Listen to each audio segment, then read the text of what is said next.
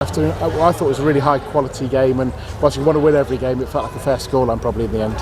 Yeah, definitely. I think we probably had the better chances overall first half, winning it a few times high up in and around the box, and a couple of flashes across the whole second half. But obviously, there's a lot of the ball and a lot of possession in our half. So yeah, I think a draw is probably fair.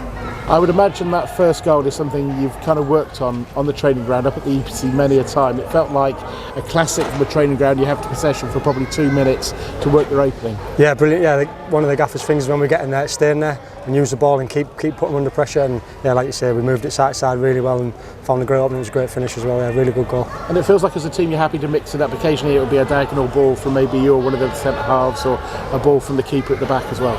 Yeah, I think you've got to mix it up in this league. It's hard to play too short sometimes because you end up inviting the pressure. But then if you go direct too much, you become predictable and they just get on the ball. So I think we've got to find that right balance, and then we become hard to play against. I'm sure I have a word for the finish from Ben as well. I thought she's now ahead of you in the goal scoring charts, but it was a great finish.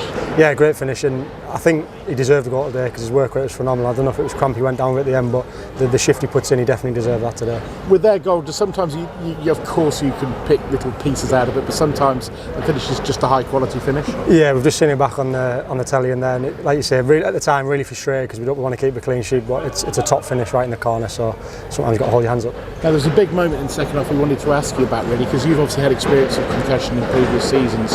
You're very much involved in the conversation with George. First of all, just to confirm, I assume it was a concussion that came off with, or a suspected concussion? Yeah, I think he'd okayed himself, and then I spoke to him briefly after, and I just knew he wasn't quite right, so I just said to Wacker, get him off. Like you say, I've had a bit of experience with it before, so I just wanted to make sure he was all right and get him off. And was that, like you said, did you feel your experience was important at that moment? Because players always want to play on. Yeah, there's a bit of pride in it, isn't there? Like, I don't want to come off, I shouldn't be coming off, and I just think for himself and for the team, if he didn't look quite right, I think if he's trying to catch a ball or save a shot and he's a bit dizzy or all over the place, it's not good, and especially if it's affecting his head, it's just safer for him to come off. Now I remember when you did the training camp out in Spain and talking with Rob about all the hard work that you did as players.